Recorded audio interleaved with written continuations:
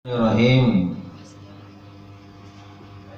Bab masih tentang orang yang diberi kekuasaan.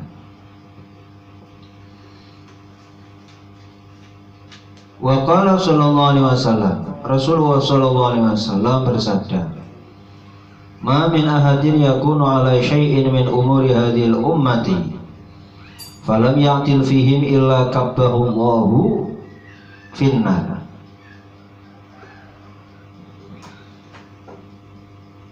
Tidak ada seorang pun yang mengurusi sesuatu dari urusannya umat ini, kemudian dia tidak berbuat adil di dalam umat ini, melainkan Allah Subhanahu wa ta'ala akan menjungkalkannya ke dalam api neraka. Di orang itu kalau mengurusi urusan umat, mengurusi apa saja, bukan hanya urusan agama, urusan duniawi juga begitu. Mengurusi urusan agama berarti misalnya urusan masjid, urusan pesantren, urusan madrasah, atau urusan bukan agama, misalnya urusan pembangunan jalan, urusan pembangunan rumah-rumah susun untuk warga. Kemudian di dalam urusan tersebut dia tidak berbuat adil. Jadi pemimpin dia tidak berbuat adil, maka dia akan dijungkalkan Allah Subhanahu wa ta'ala masuk ke dalam neraka. Karena jadi pemimpin itu resikonya besar. Jangan kalian ingin, saya ingin jadi pemimpin ini, saya ingin jadi ketua ini, ingin jadi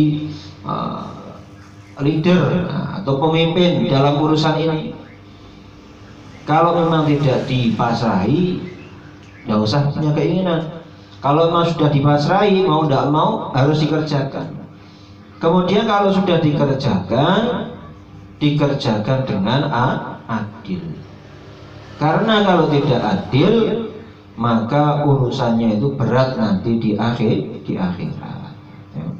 Di dunianya kelihatannya tidak apa-apa, tapi nanti di akhiratnya itu yang sangat berat. Wa qala sallallahu alaihi wasallam al-qudwatu salasatun. Jadi Rasulullah SAW bersabda,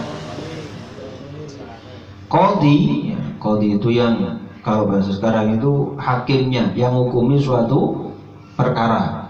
Jadi ada perkara, kemudian nanti sidang, dia yang nanti yang menghukumi. Oh, ini si fulan misalnya harus dihukum sekian, atau si fulan dibebaskan dari tuduhan ini, namanya qadhi.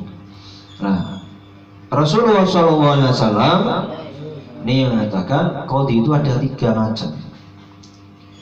Qadhiyani finnari wa qadhin fil jannah. 2 qadhi itu masuk ke dalam neraka, 1 qadhi itu masuk ke dalam surga.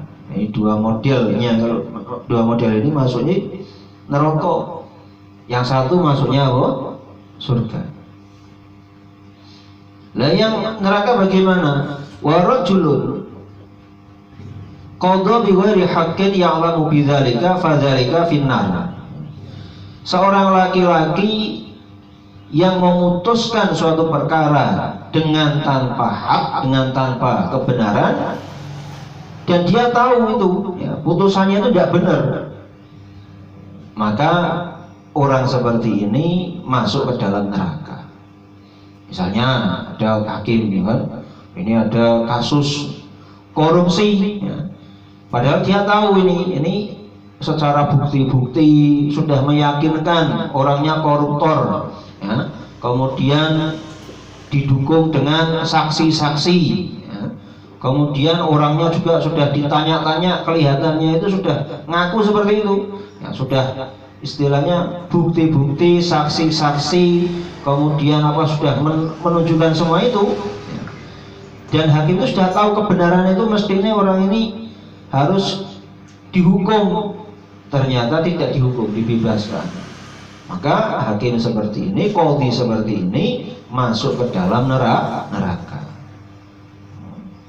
Walaupun dia sudah dapat uang, misalnya kan seperti itu, dia dapat uang ya kan, disogok ya. Nah ini masuk neraka, percuma dia dapatnya uang pun seberapa, dunia itu nanti hilang, tapi dia masuk neraka gara-gara menghukumi, dia tahu kebenarannya tapi dia tidak menghukumi seperti itu. Yang kedua, wa qad la ya'lamu fa ahlaka huquqan nas wa huwa finnar. Orang qadhi tapi dia tidak tahu urusannya. Wih, bagaimana kok yang benar itu bagaimana? Dia tidak tahu syariat, tidak tahu hukum agama, tidak tahu. Kemudian karena ketidaktahuannya itu dia merusakkan hak-hak manusia. Harusnya hukumannya seperti ini, ya kan? Karena dia tidak tahu, akhirnya dia memutuskan yang berbeda sehingga merusak urusan orang lain, rusak akhirnya. Nah terus kalau seperti ini juga masuk ke dalam neraka. Maka qadhi itu harus tahu ilmu agama dengan benar. Misalnya warisan, ya kan? Ini ada macam-macam warisan. Dia harus tahu hukumnya warisan.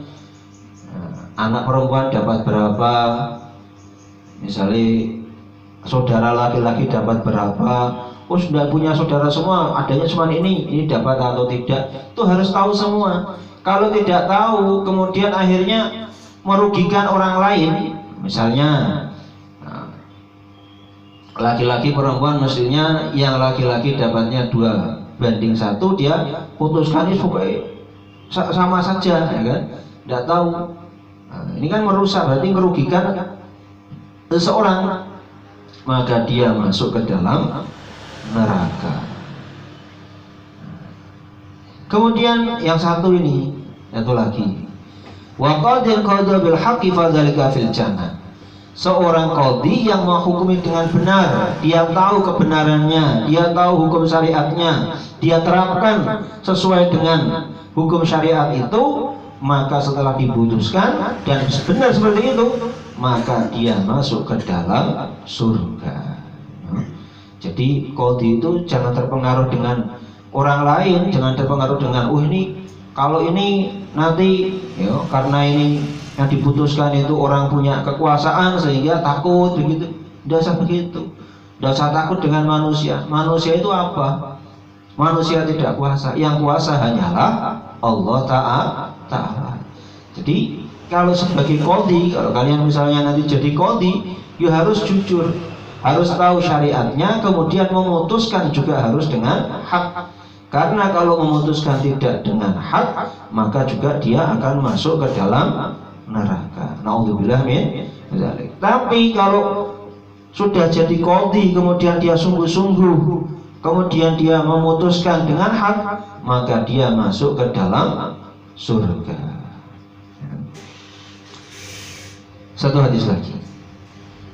Wa qala sallallahu alaihi wasallam, man talaba qada al-muslimin hatta yanalahu thumma ghalaba adlahu jurahu falahul jannah.